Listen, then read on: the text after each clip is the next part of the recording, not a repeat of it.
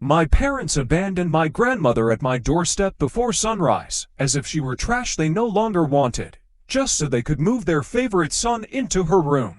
A year later they showed up begging for help after everything they built collapsed around them. Hello, Reddit. I wish I could say this story surprised me, but with my family, betrayal was almost a tradition. They always protected my younger brother and expected me to quietly fix whatever damage he caused. Before I explain how they ended up at my door again, let me tell you how it began. My name is Daniel. I'm 28 now, but this happened when I was 26. By then I had my own apartment, a stable job, and enough distance from my parents to finally breathe. Growing up, my brother Aaron could do no wrong. If he broke something, it was an accident.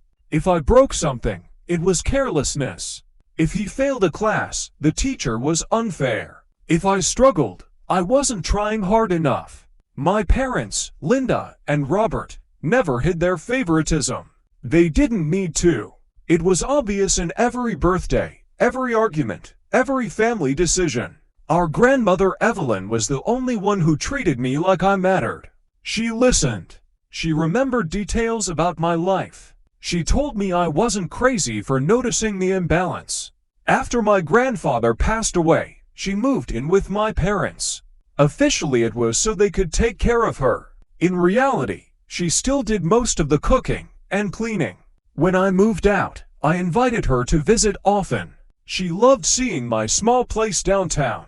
She said it felt peaceful. I didn't realize how important that peace would become. One morning, just after dawn, my doorbell rang repeatedly. I opened the door and found my grandmother standing there with 2 suitcases. She looked exhausted. Behind her, my parents' car was already pulling away. At first I thought there had been an emergency. Maybe a flood, maybe repairs. But when I called my mother, she answered casually. She said Aaron needed space. He and his girlfriend were moving in, and the house felt crowded. She added that Grandma would be happier with me anyway. I asked if Grandma agreed to this. There was a pause. Then she said it was temporary and hung up.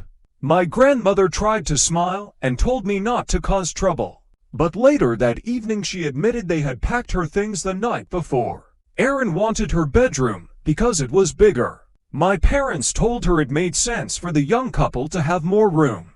They said I had spare space and no responsibilities. I was furious, but I focused on her first. I set up the guest room properly. I bought her favorite tea. I rearranged my schedule so she wouldn't feel alone. Slowly she relaxed.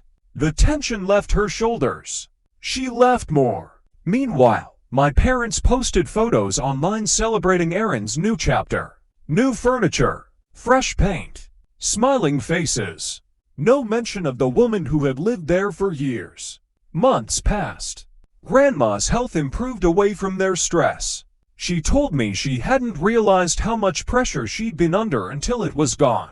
We built routines together. Grocery shopping on Saturdays. Old movies on Sundays. Then things shifted. Aaron lost his job. His girlfriend moved out soon after. Without her income, he couldn't contribute to the mortgage the way my parents expected. Repairs on the house piled up. Medical bills from an unexpected surgery drained their savings. The image they carefully maintained started cracking. They called me more often. At first it was small talk. Then subtle hints about family responsibility. I kept conversations polite but distant. Almost exactly a year after they left Grandma at my door, there was another knock early in the morning. This time it was both of my parents standing there. They looked older, tired. They said they needed help. The bank was threatening foreclosure. Aaron was struggling again. They asked if I could loan them money or let Aaron stay with me until he got back on his feet. I stepped outside and closed the door behind me. I reminded them how they had handled things the previous year, how they hadn't asked, how they hadn't cared where Grandma would sleep. My mother started crying. My father said families shouldn't keep score. I told them I wasn't keeping score. I was setting boundaries. I said I would always take care of Grandma because she had never treated me as disposable. But I wouldn't finance Aaron's mistakes or fix problems they created by enabling him. They argued at first. Then their tone changed to pleading. They said they had nowhere else to go. I suggested they speak to a financial advisor and look into selling the house before the bank took it. When I went back inside, Grandma was sitting quietly at the kitchen table. She had heard enough to understand. She reached for my hand and said she was proud of me. In the end, they sold the house. They moved into a smaller apartment across town. Aaron found temporary work. Life forced them to adjust in ways they never had before. I don't hate them, but I no longer rush to rescue them. The morning they left my grandmother at my door, they thought they were choosing convenience.